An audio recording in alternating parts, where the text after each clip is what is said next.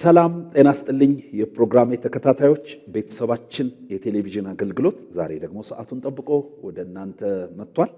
እኔም የፕሮግራሙ አዘጋጅና አቅራቢ ፓስተር ደረጀ ግርማ እንግዲህ ዝግጅቴን አጠናቅቄ ወደ እናንተ መጥቻለሁ። እግዚአብሔር በረዳኝ መጠን ደግሞ በዚህ በአሁነኛው ዙር በዚህኛው ሲዝን የማግባት ዋና ዋና ቅድመ ሁኔታዎች በሚል ርዕስ ወደ 5 ክፍል የሄደ ትምህርት አለ። እንግዲህ ጋብቻ ሊመሰረቱ የሚፈልጉ ሰዎች ጋብቻ ከመመስረታቸው በፊት ሊያውቋቸው የሚገቡ፣ ሊጠነቀቁባቸው የሚገቡ፣ ሊዘጋጁባቸው የሚገቡ ዋና ዋና ነገሮችን የምናይበት ትምህርት ነው ይሄ።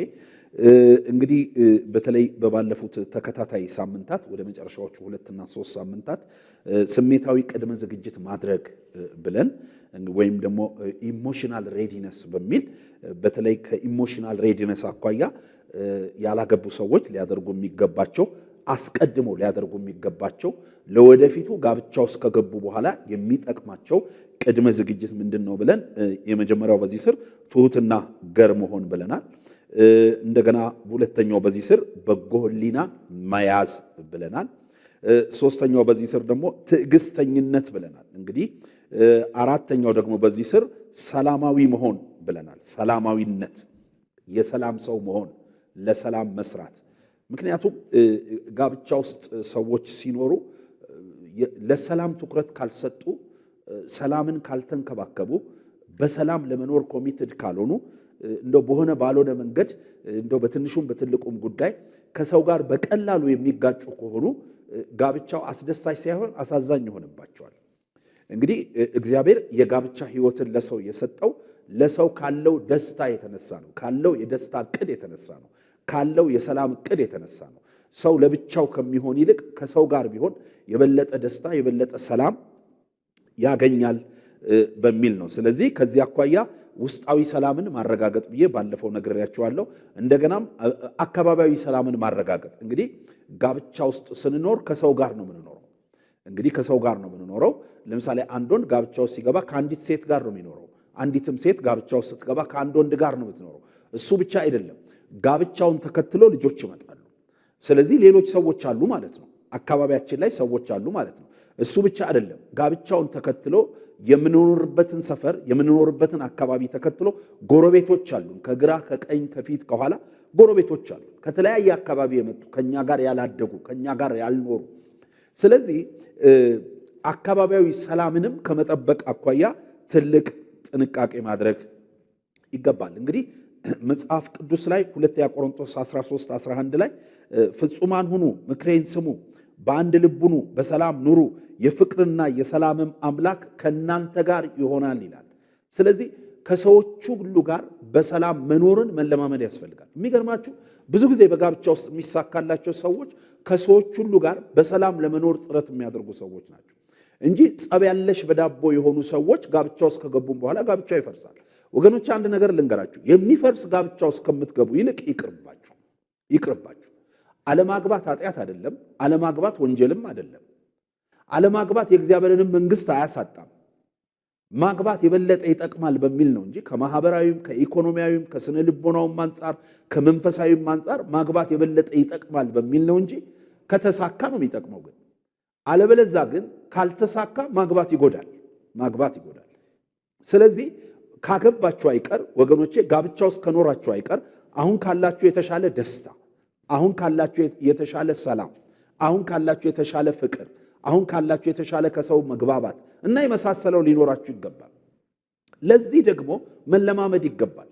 ለዚህ ደግሞ እኔ አንዳንድ ጊዜ በቅርብ የማውቃቸው ሰዎች ግን የሆነ ጸብ ያለሽ በዳቦ የሆኑ ሰዎች በሆነ ባልሆነ የሚጋጩ፣ በየመንገዱ የሚጋጩ፣ ከስራ ባልደረቦቻቸው የሚጋጩ፣ መንገድ ላይ ከትራፊክ ጋር የሚጋጩ፣ በተለያየ ቦታ ባገኙት ማህበራዊ አጋጣሚ ሁሉ የሚጋጩ፣ ሁሉም ነገር በተለይ ጸብ ውስጥ ዘለው ጥልቅ የሚሉ ሰዎች በቅርብ ማቃቸው። በነገራችን ላይ ክርስቲያንም ሆነው እንዲህ አይነት ሰዎች አሉ ወገኖች። እንዲህ አይነት ባህሪያችንን ካልገራልን ወንጌል እኮ በእኛ ላይ እንዲሰራብን አልፈቀድንለትም ማለት ነው። ወንጌል እኮ ልክ ነው፣ ያድናል። ወንጌል ይለውጣል። ግን ወንጌል የልባችን ፍቃድ ካለ ነው የሚለውጠን። ወንጌል ልባችንን ለቃሉ ከከፈትን ነው የሚለውጠን። ወንጌል ማለት ቃሉን ሸምድዶ በቃል ማነብነብ ብቻ አይደለም። የሆነ ጥቅስ ሲነገር ይሄኛው ጥቅስ እኮ ኢሳይያስ እንትን ላይ ነው ያለው ማለት ብቻ አይደለም። ወንጌል በህይወታችን ላይ እንዲሰራ መፍቀድ መቻል አለብን። ባነበብነው ቃል፣ በተማርነው ቃል፣ ባወቅነው ቃል መኖር መቻል አለብን ወገኖች። ስለዚህ በወንጌል የሚኖሩ ሰዎች ደግሞ ሰላማዊ ናቸው። ስለዚህ በተለይ አካባቢያዊ ሰላምን ከመለማመድ አኳያ ትልቅ ጥረት ማድረግ አለብን። በቤት ውስጥ ከወንድሞች ከእህቶች ጋር፣ በሰፈር ከጎረቤት ጋር፣ በመስሪያ ቤት ከስራ ባልደረቦቻችን ጋር፣ በአገልግሎት በቤተ ክርስቲያን ከቤተ ክርስቲያን አባላት ጋር፣ ከምናገለግላቸው ሰዎች ጋር በሰላም መኖር መቻል አለብን። ቢያንስ እኮ በቅርባችን ከሆኑ ሰዎች ጋር እንግዲህ እኛ ያነበብነው ወንጌል የሚጠሏችሁን ሁሉ ውደዱ፣ የሚረግሟችሁንም መርቁ፣ ለሚያሳድዳችሁም ጸልዩ የሚል ሆኖ እያለ ግን ጸብ ያለሽ በዳቦ ከሆነ ኢቭን እኮ የሚጠሉንን እንኳን መውደድ አለብን። ከሚጠሉን ሰዎች ጋር እንኳን ሳይቀር በሰላም ለመኖር ጥረት ማድረግ አለብን። ይሄንን ወንጌል ይዘን ግን በዚህ ልክ መለወጥ ካልቻል ወንጌል በእኛ ላይ እንዲሰራ አልፈቀድንለትም ማለት ነው። ስለዚህ ወገኖቼ ሰላማዊ ከመሆን አኳያ ሰላማዊነት የክርስቲያን መታወቂያ ነው።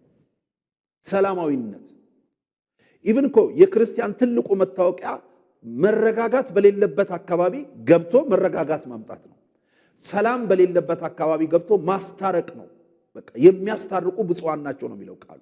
ማስታረቅ ነው፣ ማስማማት ነው። እንኳን ራሱ ሊጣላ የተጣሉ ሰዎችን ማስታረቅ ነው የክርስቲያን መታወቂያው። ስለዚህ ያላገባችሁ ሰዎች በሰላም መኖርን ተለማመዱ።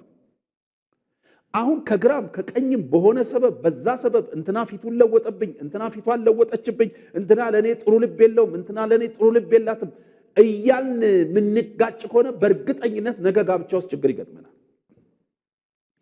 ስለዚህ ጋብቻ ልበ ሰፊነት ይጠይቃል። ጋብቻ ከሰዎች ሁሉ ጋር በሰላም የመኖር ልምምድን ይጠይቃል። ጋብቻ ለምን መሰላችሁ? ለምሳሌ ከስራ ባልደረቦቻችን፣ ከቤተ ክርስቲያን አባላት፣ ከሌሎች በአገልግሎት አጋጣሚ ከምንገናኛቸው ሰዎች ጋር የምንገናኘው ምናልባት በሳምንት የተወሰነ ቀን ነው ወይ በቀን የተወሰነ ሰዓት ነው። በትዳር ውስጥ ግን አንድ ወንድ ከሚስቱ ጋር፣ አንዲትም ሴት ከባሏ ጋር 24 ሰዓት አብረው ናቸው። በቀን የተወሰነ ሰዓት ከምንገናኛቸው ጎረቤቶቻችን፣ የሥራ ባልደረቦቻችንና ከሌሎቹ ጋር መስማማት ካልቻል እርግጠኛ ሆኜ ነግራችኋለሁ፣ እናንተ ሰዎች ብታገቡ ከትዳር ጓደኛችሁ ጋር አትስማሙ። ስለዚህ መስማማትን መልመድ መቻል አለብን ወገኖቼ። ብዙ ጊዜ ከሰው ጋር የምንጋጭ ሰዎች በልካችን ተሰፍተው ወደኛ ይምጡ ምንል ሰዎች ነው። ንግግራቸው በልካችን ይሰፋ፣ ነገራቸው በልካችን ይሰፋ፣ አመለካከታቸው በልካችን ይሰፋ ምንል ሰዎች ነው። ግን እርግጠኛ ሆኜ ነግራችኋለሁ በልካቸው የተሰፋ ሰው አታገኙ። ስለዚህ ከሰው ጋር የሚኖረው በልበ ሰፊነት ነው። ክፉ ነገሩን ብቻ አውጥቼ ሁሉ ጊዜ እሱን ብቻ አንጸባረቃለሁ ምል ከሆነ ሰውየውን አጣዋለሁ። ግን ደግ ነገር አለው፣ አንድም ቢሆን ሁለትም ቢሆን ከመቶ ደግ ነገር አለው። ከዛስ በፍቅር ቀርበውና ለደግ ነገሩ ዕውቅና ሰጠውና ከዛ በኋላ ደግሞ ደካማውን ነገር እንዲያራግፍ አግዘዋለሁ። ይሄ በትዳር ውስጥም ትልቅ ጠቃሚ ነገር ነው።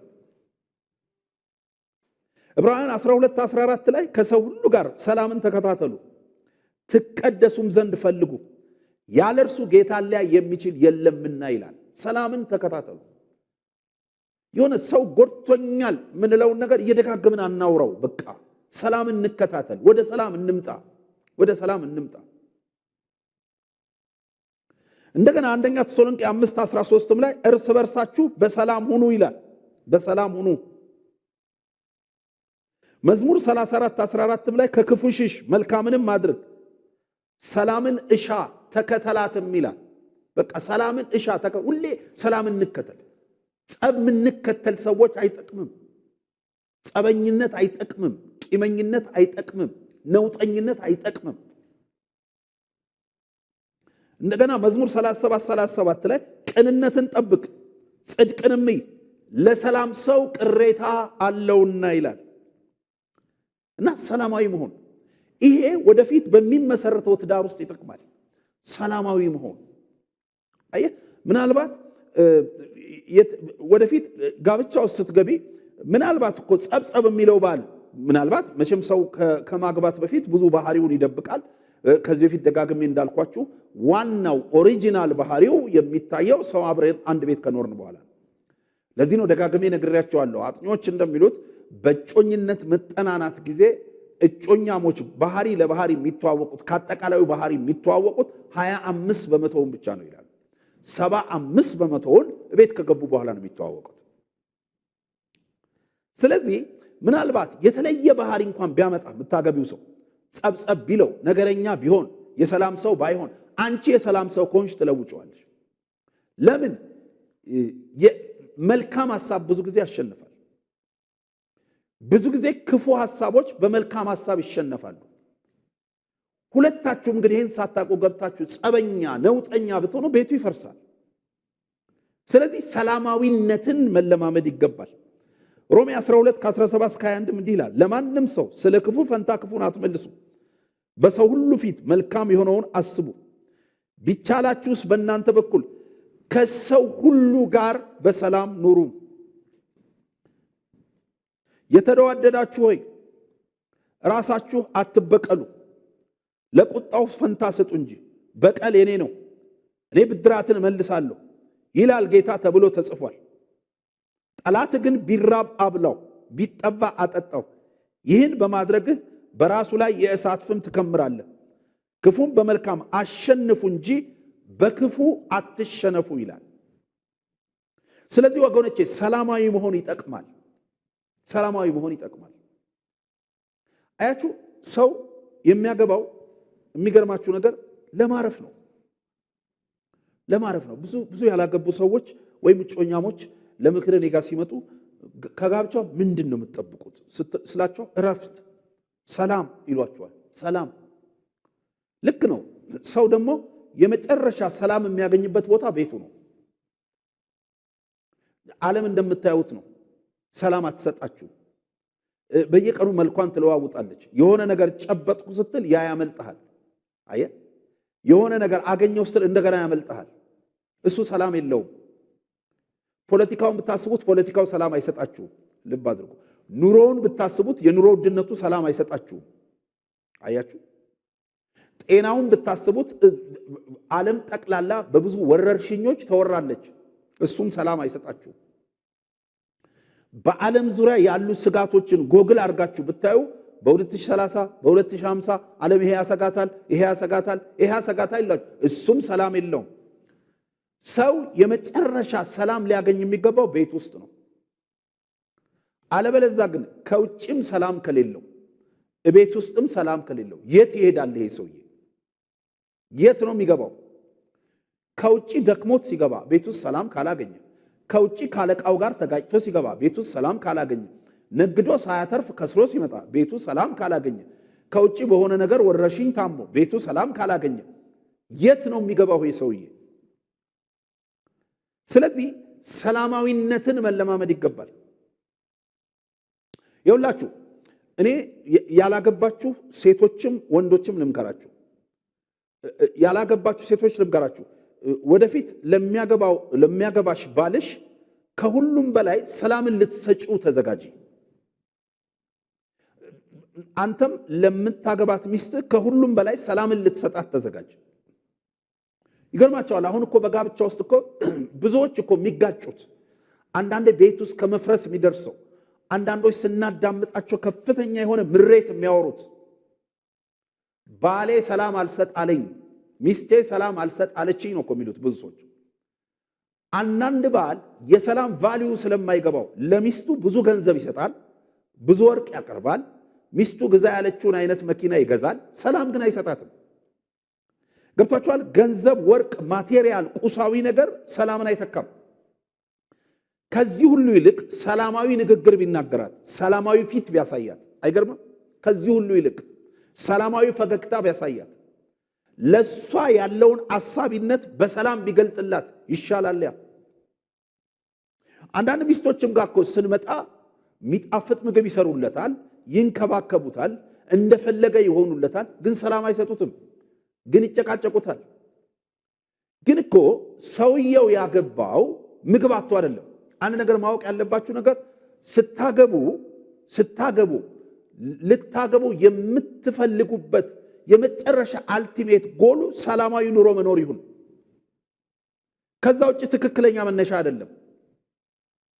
ለምሳሌ ብዙ ጊዜ ነግሬያችኋለሁ። ባገባ የሰርጌ ለታ መኪናው ቬሎ ምናምን ድምቅ ይላል ብላችሁ ይሄ ከሆነ አልቲሜት ጎላችሁ የተሳሳተ መነሻ ነው። ለምሳሌ እናትና አባቴ ወግ ማዕረጌን አይተው በሞትም አይቆጨኝ በሚል መነሻ ካገባችሁ ይሄም የተሳሳተ መነሻ ነው። ወይም ደግሞ ብዙ ጊዜ ብየዋለሁ፣ ወንድሞችም አይ እኔ በቃ አግብቼ የጣፈጠ ምግብ ቤት ውስጥ የበሰለ እንደው ሽሮም ቢሆን የበሰለ ሽሮ እበላለሁ፣ የተሳሳተ መነሻ ነው። አያችሁ፣ ጋብቻ በጋራ ሆናችሁ ለጋራ ሰላም መስራት ማለት ነው።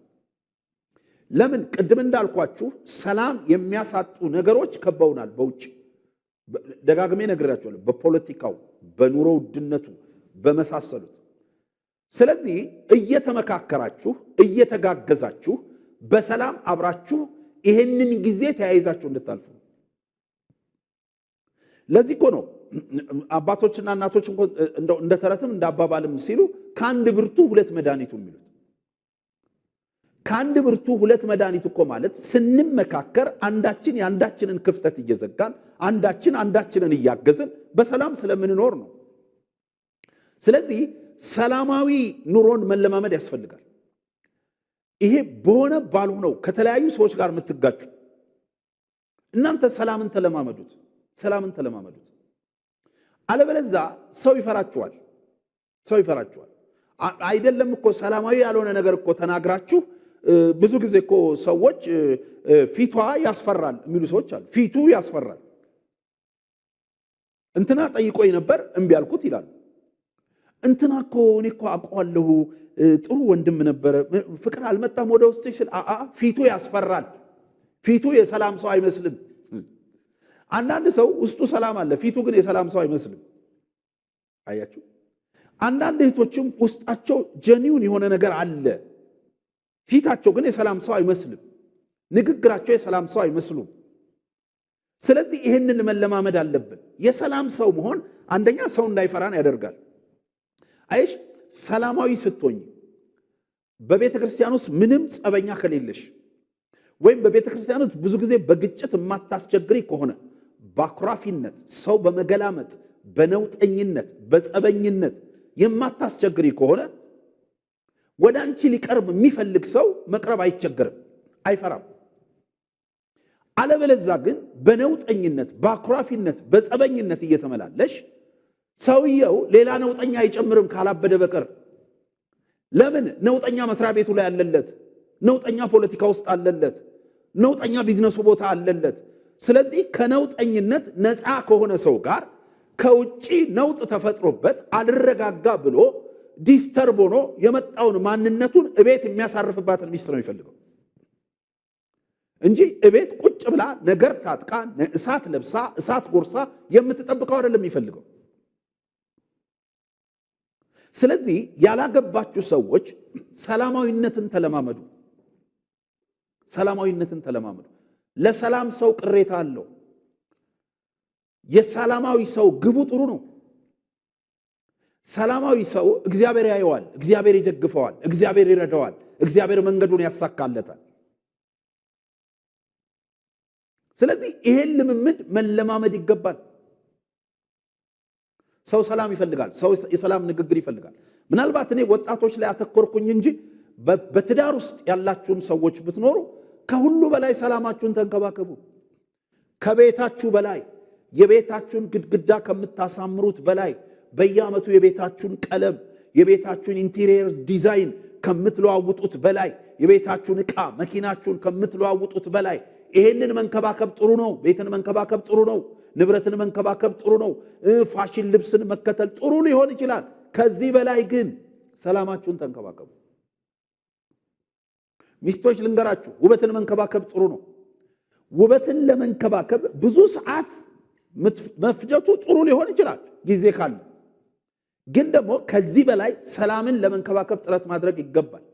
በጣም አምረሽ ደምቀሽ ተኩለሽ ተውበሽ ለውበቴ ይጠቅመኛል ያልሽውን ሁሉ እላይሽ ላይ ተጠቅመሽ በቃ ምናልባት ከውጪ እንኳን ሰው ሲያይ አቤት የከሌሚስ እንዴት ታድሏል የምታሰኝ ሆነሽ ባልሽን ጠብቀሽው ሲመጣ ሰላም ማትሰጩ ከሆነ ዋጋ የለውም።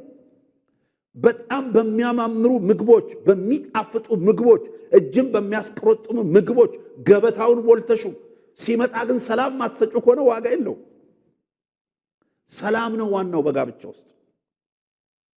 አንተም የሚያምራትን መኪና፣ የሚያምራትን ጌጥ፣ የሚያምራትን ወርቅ፣ የሚያምራትን ልብስ ገዝተ የሚያምራትን የምግብ አቅርቦት አቅርበ ሁሉን ነገር ባል ማለት እንደሱ ነው። በቃ ወደ ቤት ሲገባ እንኳን የመኪናውን ኪስ ጢም አድርጎ ነው የሚገባው።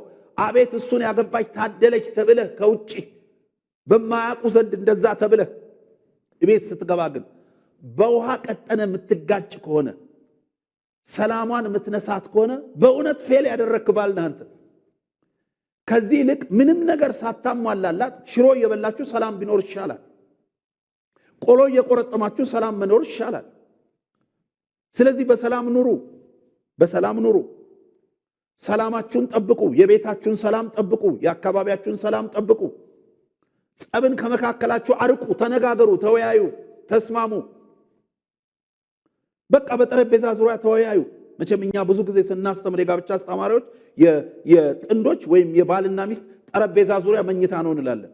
ልክ ነው። መኝታ ላይ ተኝታችሁ ሰው እኮ መኝታ ድሮ አባቴ እንዲህ ይል ነበር። የሆነ ነገር ጭንቅ የሚል ሲያጋጥመው እስቲ ተኝቼ አስበዋለሁ ይል ነበር። መኝታ ላይ መፍትሄ ይመጣል። ለምን? ብቻችንን የምንሆንበት ሰዓት ነው። መኝታ ላይ ኤሌክትሮኒክስ አይንጫጩብንም። አሁን ሳሎን ውስጥ እንነጋገር ብንል ከባድ። ልጆች አይንጫጩብንም። ልጆች ክፍላቸው ይገባል። መኝታ ክፍላቸው ግቡ፣ ተነጋገሩ፣ ተወያዩ፣ ሰላማችሁን ተንከባከቡ። ለምን? ዓለም ሰላም የላትም። ከመጨረሻው ዘመን መቅረብ ጋር በተያያዘ ዓለም ሰላም የላትም። በጤናው ሰላም አይሰማም። በኢኮኖሚው ሰላም አይሰማም። በፖለቲካው ሰላም አይሰማም። ልብ አድርጉ። ቤታችን ነች የሰላም ቦታ። ሰላማችሁን መንከባከብ አለባችሁ። ሰላማችሁን መጠበቅ አለባችሁ። ተነጋገሩበት። ሰላም የሚያሳጣችሁን ነገር ተነጋገሩበት፣ ተወያዩበት። ስማት። ምንድነው ህመሟ? አዳምጣት። ምንድነው የሱ የውስጡ ህመም? ስሚው፣ አዳምጩ። እንግዲህ ጀመርህ አትባባሉ። አንድ ባልና ሚስትን ብዙ ጊዜ የሚያጋጫቸው የሆነ ባልየው ብቻ የሆነ ውስጡ እንግዲህ ጀመረህ ተነሳብህ። ምንም የሚነሳበት ነገር የለም። ለምን ተነጫነጨ? ለምን ተናደደ? በበጎነት ይሁ ምን ሆኖ ነው ወንድሜ? ከውጭ ምን ሆኖ መጥቶ ነው? ምን ሆነሃል? ደከመህ ሆይ? አመመህ ሆይ? እኔ ነኝ ወይ ችግሩ? በይው፣ ተንከባከቢው። ለምን? እግዚአብሔር ከአባቱም ከእናቱም በላይ ሲናደድ እንደምታበርጁ፣ ሲያዝን እንደምታጽናኙ አምኖ ላንቺ ሰጥቶታል። ይሄን ሰው ኃላፊነቱ ያንቺ ነው። እሷን ብታለቅስ፣ ኢሞሽናል ብትሆን፣ ብታዝን፣ ሆድ ቢብሳት ምን ሆነሽብኛል እህቴ በላት። ተንከባከባት። ምንድነው ሰላምሽን ያሳጣሽ? እኔ ነኝን? የሥራ ጫና በዝቶብሻልን? ውስጥሽ ህመምሽ ምንድነው በላት። ተነሳብሽ አትበል። ሲጀመር ክርስቲያኖች ከሆናችሁ ሟርት በእስራኤል ላይ አይሰራም። ምንም የሚነሳ ነገር የለም። እኛ ቤት ከተነሳም የጌታ መንፈስ ነው የሚነሳው። አያችሁ፣ ከተጠቀመብንም ሙቭ ካረገም የጌታ መንፈስ ነው ሙቭ የሚያደርገው። ለሰይጣንም እድል ፈንታ አትስጡት። ካለ ስፍራው ስፍራ አትስጡት። እሱ ወድቋል፣ እሱ ተዋርዷል። በእኛ ላይ ስልጣን የለው እንዴ። አንተ ያለህበት አካባቢም አይቀርብም እንኳን ሚስት ላይ ሊጠቀም። አንቺ ያለሽበት አካባቢ አይቀርብም እንኳን ባልሽ ላይ ሊጠቀም። ለዚህ ጸልዩ። ግን ሰላማችሁን ተንከባከቡ።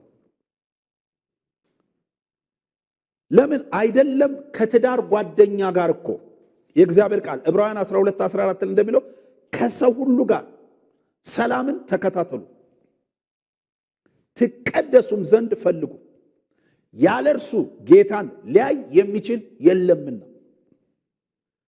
ከሰው ሁሉ ጋር ነው የሚለው። በጣም ይገርማል። ሮሜ 12:17 ቅድም እንዳልኳችሁ ለማንም ስለ ክፉ ፈንታ ክፉን አትመልሱ፣ በሰው ሁሉ ፊት መልካም የሆነውን ነገር አስቡ። በሰው ሁሉ ፊት ቢቻላችሁ በእናንተ በኩል ከሰው ሁሉ ጋር በሰላም ኑሩ። የሚገርማችሁ አይደለም ከትዳር ጓደኛ አይደለም ከልጆች ጋር፣ ከሰው ሁሉ ጋር ከሚጠሉንም ጭምር ማለት ነው፣ ከሚያሳድዱንም ጭምር ማለት ነው፣ በአመለካከት በእምነት ከኛ ከማይገጥሙትም ጋር ጭምር ማለት ነው፣ ከሰው ሁሉ ጋር በሰላም ኑሩ ነው የሚለው። ስለዚህ የቤታችሁን ሰላም ተንከባከቡ። ቤታችሁ ሰላም የጠፋ ጥንዶች ብትኖሩ፣ ምንም እንኳን ይሄ ትምህርት ስላላገቡ ወጣቶች ቢሆንም ቤታችሁ ሰላም የታጣ ጥንዶች ብትኖሩ፣ የተኮራረፋችሁ ጥንዶች ብትኖሩ፣ የተዘጋጋችሁ ጥንዶች ብትኖሩ፣ ሰላም ያጣችሁ ጥንዶች ብትኖሩ፣ ሰላም የማጣቱን ምክንያት ወደ ማንም አትክፉት። ሰላም ለማጣታችሁ ምክንያቱ ሰይጣንም አይደለም፣ በእናንተ ላይ ስልጣን የለውም። ይሄን በስልጣን እናገራለሁ፣ ይሄን በሙላት እናገራለሁ። ይሄን ለመናገር ደግሞ ቃሉ ይደግፈኛል። ሟርት በእስራኤል ላይ አይሰራም። ስለዚህ ሰላም ለመታጣቱ ምክንያት ወንድሜ አንተ ነህ፣ እህቴ አንቺ ነሽ። ተሸነፉ ተሸነፉ። መሸነፍ አዲስ አይደለም እንዴ። በዓለም ላይ ካሉ እኮ 4 ቢሊዮን በላይ ሴቶች ውስጥ እኮ ለሷ ተሸንፈህ ነው ከ4 ቢሊዮን በላይ ካሉ ሴቶች ውስጥ እሷን መርጠህ ያገባኸው። በፍቅሯ ተሸንፈህ ነው። ዛሬ አይደለም የምትሸነፈው፣ ተሸንፈሃል በቃ። ክርስቶስ እኮ ቤተክርስቲያንን ገንዘቡ ያደረገው ተሸንፎ ነው፣ ሞቶ ነው፣ እስከ ሞት ዋጋ ከፍሎ ነው። አንቺም ብትሆኝ እኮ በዓለም ላይ ካሉ ከ4 ቢሊዮን በላይ ወንዶች እሱን መርጠሽ፣ ምናልባት እኮ እሱ ብቻ ላይሆን ይችላል የመጣው። ብዙ ወንዶች እኮ በህይወትሽ መጥተው ጠይቀውሽ እምቢ ብለሽ ሊሆን ይችላል። እሱን ግን ወደሽው፣ እሱን ግን አምነሽው ከሱ ጋር እየኖርሽ ነው። በቃ ተሸነፊ። አሁን ለሰላም ቀደሙና አንዳችሁ ይቅርታ ጠይቁ፣ ወይም ውይይቱን ክፈቱት። ተቆራበ ምን ብለው የሚኖሩ አሉ አንዳንድ ባልና ሚስት። በጣም ይገርም። ራሳችሁን ነው የምትጎዱት። እኛም በሚዲያ እናስተምራለን እንጂ በእያንዳንዳችሁ ቤት እየዞር ሰላም የሚያመጣ ክትባት እንደ ፖሊዮ ክትባት አንከትብም። ይህን ትምህርት በትክክል ከሰማችሁ እሱ እንደ ክትባት ሊሆናችሁ ይችላል። ስለዚህ ሰላማችሁን ተንከባከቡ። እግዚአብሔር ሁሉን ነገር አሟልቶላችሁ ትዝ ይላችኋል። እስቲ ላስታውሳችሁ። ስትጋቡ ምን አይነት ቤት ትኖሩ እንደነበር፣ ስትጋቡ ምን አይነት ምግብ ትበሉ እንደነበር፣ ስትጋቡ ምን አይነት የኢኮኖሚ ደረጃ እንደነበራችሁ፣ ስትጋቡ ምን አይነት መኝታ ላይ ትተኙ እንደነበር ትዝ ይላችኋል። እግዚአብሔር እኮ በቃሉ መሰረት ሚስትን ያገኘ በረከትን አገኘ በሚለው ቃሉ መሰረት ባረካችሁ። አልባረካችሁም? ቤታችሁ አልተለወጠም፣ ንብረታችሁ አልተለወጠም። እግዚአብሔር በልጆች አልባረካችሁም? አንዳንዶቻችሁ በገንዘብ አልባረካችሁ? ባርኳል። እግዚአብሔር ምን አጎደለ እንዴ? ከዛ ኑሮ አውጥቶ አሁን እንዲህ አይነት ኑሮ እንድትኖሩ ካደረጋችሁ ምንድነው? ጥጋብ ካልሆነ በቀር አሁን እናንተ የቤታችሁን ሰላም የምታሳጡት? ለምን አትታረቁም? ለምን አትስማሙም? መንግስት እኮ ሰማያዊ መንግስት ተዘጋጅቶላችኋል። ሰማያዊ መንግስትን እኮ እንድትወርሱ የተፈቀደላችሁ በምድር ሆናችሁ በሰማይ ቦታ የተያዘላችሁ እኮ እውነቴን ነው የምላችሁ በእግዚአብሔር ምህረት ነው። እንዴት ምህረትን ታክፋፋላችሁ? ተበድለሃል፣ አዎ፣ ግን ይቅርታ ጠይቅ። ተበድለሻል፣ አዎ፣ ግን ይቅርታ ጠይቂ። ዛሬ ሰላም አምጡ። እግረ መንገዱን ስለ ሰላም ስላነሳው ሰላም በቤታችሁ የሌሉ ጥንዶች፣ መኝታ ለይታችሁ ያላችሁ ጥንዶች ዛሬ እስቲ ተስማሙ። እንዴ በጌታ ብዬ ለምናችኋለሁ፣ እውነት ዛሬ ተስማሙ። በቃ አሁን ልክ ይሄ ፕሮግራም እንዳለቀ ተነሳና ቀፍ አድርገህ ሳማት። በቃ አንተ ወንድ ነህ፣ ይኸው አንተ የፍቅር ምሳሌ ነህ። ያንተ ሮል ሞዴል ክርስቶስ ነው። አንቺም ደግሞ ይቅርታውን በአክብሮት ተቀበይ። አንቺ ሴት ነሽ፣ ያንቺ ሮል ሞዴል ቤተክርስቲያን ነች። ቤተክርስቲያን ደግሞ ዋና ተግባሯ ክርስቶስን ማክበር ነው። ባልሽን አክብሪ፣ ቤተክርስቲያን ክርስቶስ እንዳከበረችው። ስለዚህ ከዚህ አኳያ ሰላምን ተንከባከቡ። ያላገባችሁም ሰዎች እንዳልኳችሁ ሰላማችሁን ጠብቁ፣ ሰላምን ተለማመዱ። ለምን? ጋብቻ በሰላም ነው የሚኖረው። ጋብቻ በገንዘብ ብቻ አይኖርም፣ በወርቅ ብቻ አይኖርም፣ በብር ብቻ አይኖርም። ብራችሁ፣ ዶላራችሁ፣ ወርቃችሁ ጋብቻ ውስጥ በሰላም ለመኖራችሁ ዋስትና አይደለም። በሰላም ለመኖር ዋስትናው ልበሰፊነት ነው፣ ኮሚትመንት ነው። እግዚአብሔር ይባርካችሁ።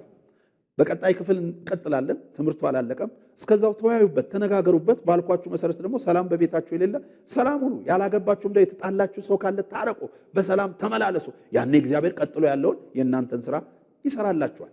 እስከ ሳምንት ቸርን ሰንብት። ወዳችኋለሁ። ባባይ